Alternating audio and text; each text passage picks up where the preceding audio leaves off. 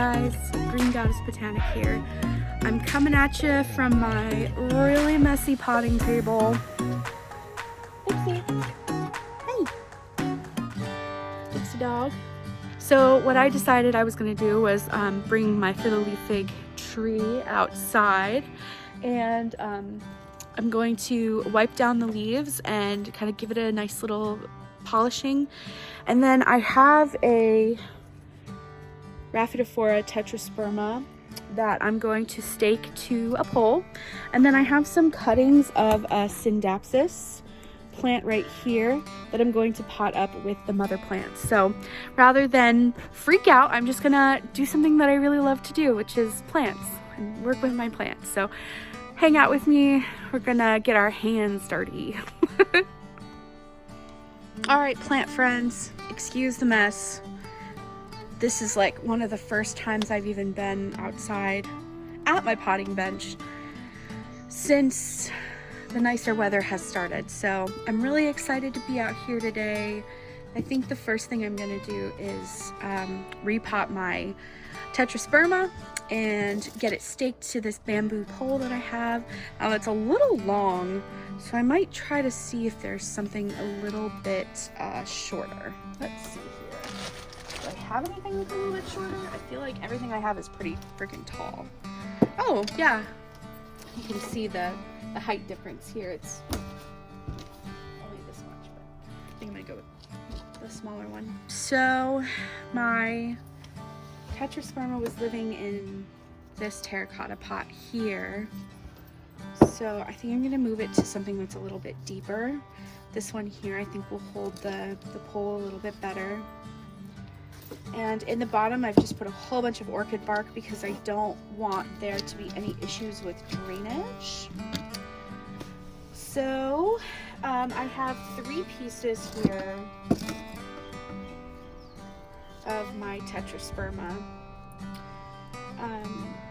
and some of the roots are not looking so good, so I'm a little bit concerned. I don't know how it would have gotten any root rot. These roots look pretty good though. I'm seeing some aerial root growth here as well. I'm just gonna hold off on watering for a little bit. So my goal is to stake it up the pole so that it is encouraged to grow tall, and I'm gonna encourage it to do that. First, I've got the orchid bark in the bottom of the pot, and now I'm gonna work on a mixture for the potting soil. So I just put a little bit of orchid bark here in the bottom, and I've just got like a basic potting soil mixture with some perlite and yeah, basic potting mixture there. Now I might add, oh no, actually that looks perfect. I was gonna add some leca to it, but that seems pretty airy and good. Now I want my stick to stand straight up like this. Like this. Kind of into the center of the pot. I'm gonna place the plant kind of around it so that it all grows upward. So what I'm going to do is I'm going to create a foundation for the stick to stand. And you can be as messy or as precise as you want to be. It's your life, you do what you want with it. So as you can see now, the stick is standing upright on its own, which is really awesome. It's funny because I have my little potting shovel right there. I could have very easily just scooped it into the pot, but what the hell, I'm a rebel. Okay, so now I'm gonna take my pieces of my Tetrasperma and I'm gonna just put it around the pot.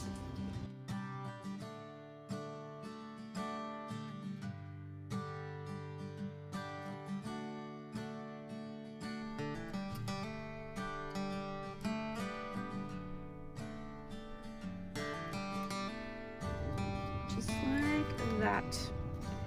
Perfect. So now what I'm gonna do is fill in the rest of the pot with the potting mixture that I created. This time I'm gonna use my shovel.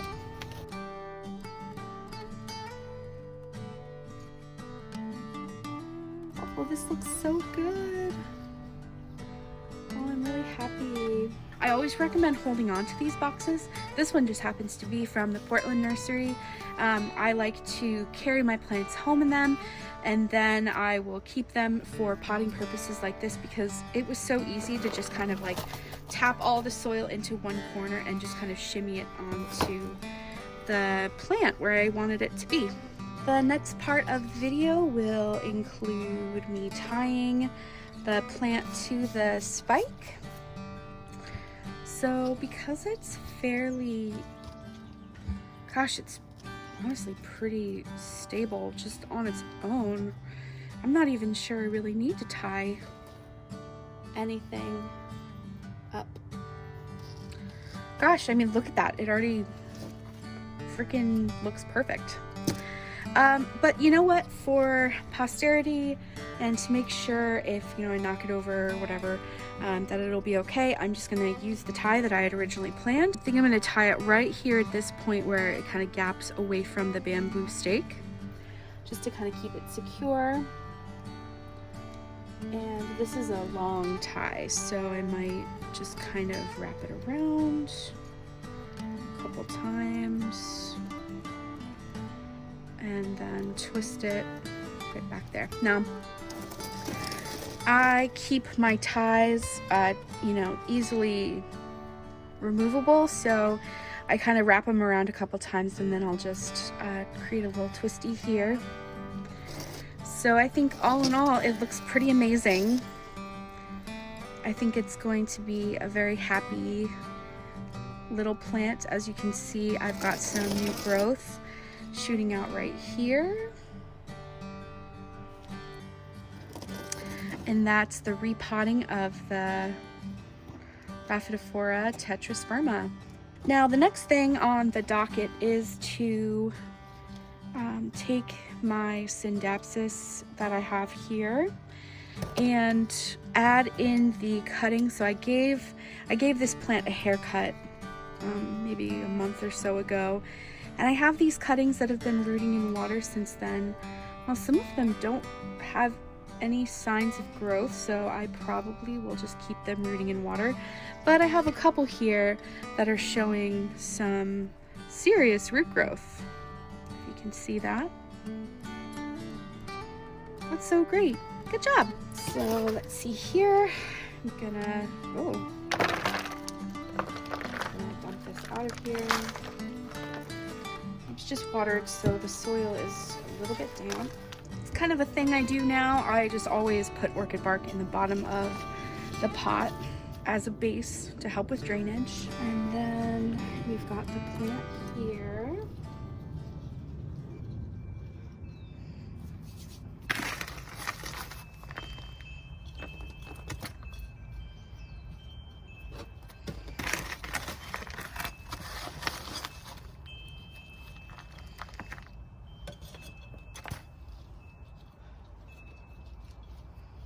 All right, and that's our finished product at the moment. Now I'm just going to keep these rooting in water. I might actually change the vessel that they're in and give it some fresh water. Okay, I just changed up the vessel that the cuttings are going to live in for a little while. It's just a small mason jar. I made some fresh cuts on the stems here that I am propagating, so I thought maybe that would inspire some fresh absorption of the water and hopefully prevent some of this leaf curl that seems to be happening on some of the leaves. That shows that the leaves are dehydrated and that they need water. So hopefully that new cut will inspire some leaves to unfurl a little bit better. Hi, Dixie. Good girl. The last thing I wanted to do was just give my Fiddle Leaf Fig a really good wipe down. I'm noticing a lot of dust on these leaves, and I think that it just really needs a little bit of TLC. So I have a paper towel here, and I've heard lots of things about what you should wipe your plant down with. I've heard like milk, I've heard mayo, I've heard, like, weirdly enough, I've heard like dish soap, there's like leaf shine that you can buy. Personally, I have a little tiny bit, like a tiny splash of vinegar in with some water. I just feel like there's a little bit of buildup on the leaves from the last time I sprayed my neem oil. So I'm just gonna take a second and have this mixture and see if I can cut through some of the grease on the leaves.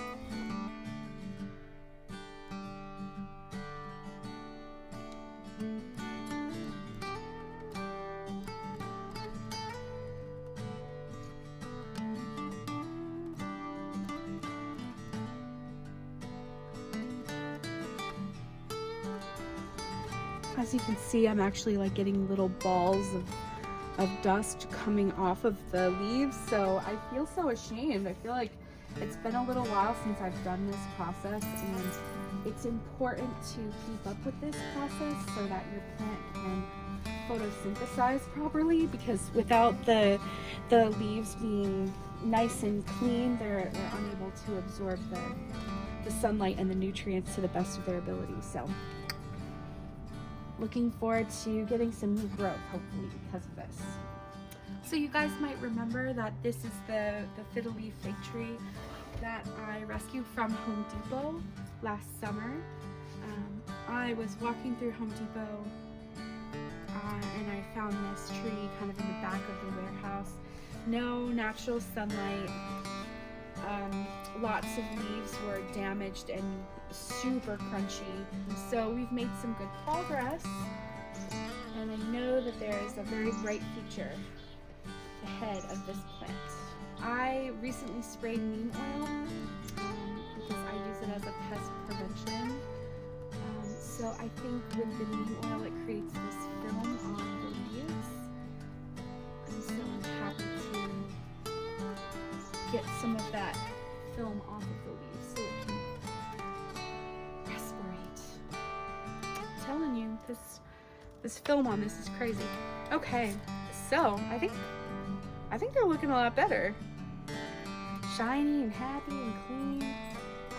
Yeah, now you can really see how big the leaves are and how shiny they are, and they're happier now that they are nice and clean. I'm very grateful for the time off to be able to spend it with my plants. And you know, I know it's definitely not an ideal circumstance, but it has allowed me some extra time to do what I really, really want, which is spend time with my plants. So yeah, I hope you guys are all doing well. Chin up. Don't let anything get you down. We're all in this situation, so it's not just the poor, it's not just the wealthy, it's not just the sick, it's not just the healthy. We're literally all in this boat together. So, you know, try to pay attention to what's most important. Health is the real wealth, and we'll all be getting back to work soon, I'm sure. And in the meantime, stay tuned for more plant videos with your planty friend, Green Goddess Botanic, and check out Instagram for more plant photos. Mwah.